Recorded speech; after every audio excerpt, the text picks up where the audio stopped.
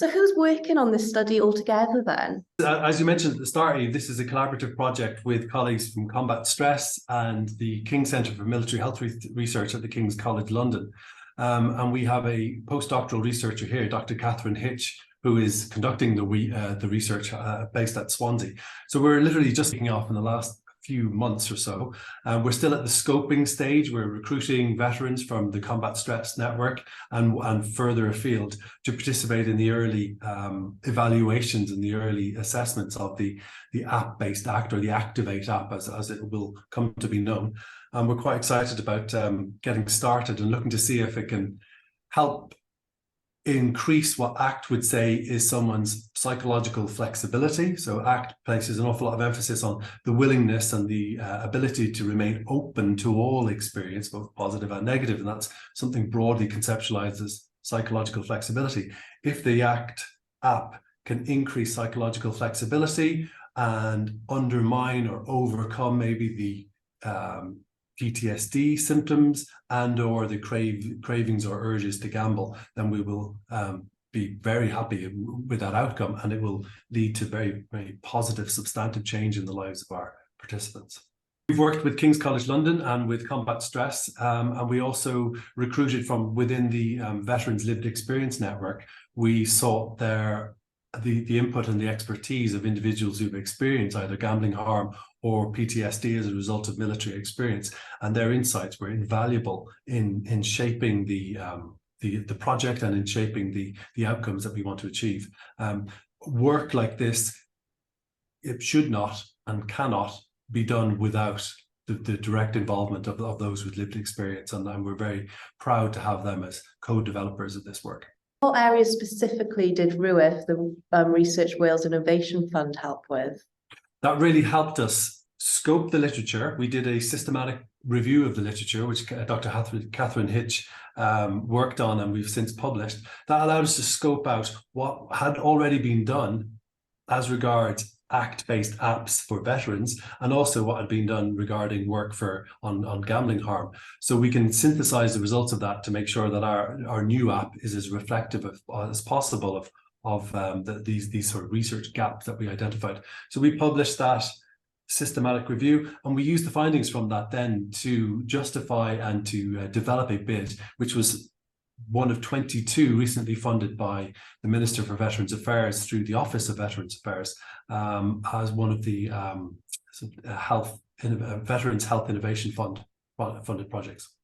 Brilliant. And you spoke at the second ever Welsh Excessive Gambling Conference, Cardiff Bay in June 2016. How important are these events, and why is it so important to attend them and deliver the work that you've achieved?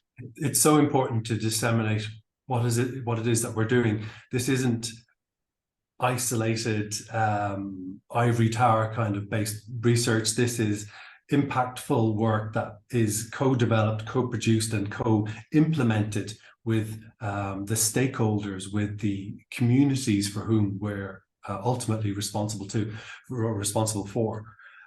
We work in lots of different domains, but that particular conference was particularly enjoyable and representative. There have been several since incarnations of that, and indeed there's been a recent conference in Cardiff last year, which we co-hosted, called the Current Advances in Gambling Research Conference Series. The next one is in London, but last year we had almost 200 people in Cardiff to talk about all things as regards the study of gambling. Embedding what we do within the community of Wales is very, very important for us. It's always reassuring and rewarding to receive the input of media agencies such as the ITV Wales and any interest in our work. It helps spread not only the work that we do, but also for those who may be struggling with particularly a gambling problem. And again, it can be stigmatizing and shameful, but it helps reach those people for whom they may have been worried or concerned about seeking help, and it makes them hopefully realize that help is out there. They're not alone, and that they can make a difference and make a change and move on. And we really hope that by working with media organizations, by spreading the word of what we do, that it can help people who may need that intervention at that time. And to help people get a even better understanding, do you mind just giving us a brief timeline of the Activate study? So we're in our first quarter of the Activate study at the moment. It's a 2-year funded project by the Office for Veterans Affairs. Within the next 2 to 3 months, we'll be submitting the ethics approval application, and then we will, on receipt of approval, we'll be recruiting veterans to participate in the pilot development of the app, and then we will develop a more formal evaluation of the app as we go on. So within the next 2 years, so get back in touch and we can give you an update on the findings. How important is it for wider audiences to be reached, people who don't think that they would benefit from this study, perhaps? It's very important because you'll inevitably find someone who, when you mention gambling, people will share an experience or an anecdote that they've encountered their own individual gambling experience, or they may know someone for whom they may have concerns maybe about their gambling, and it helps raise awareness of the importance of identifying when something stops becoming fun and help may be needed.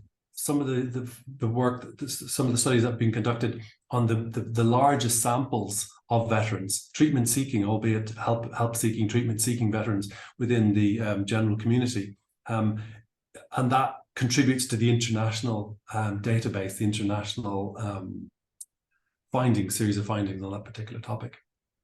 Brilliant. So it's the first ever one in the UK, and that's so fantastic that it's happening at Swansea University, and that we're really raising the awareness for important issues like this.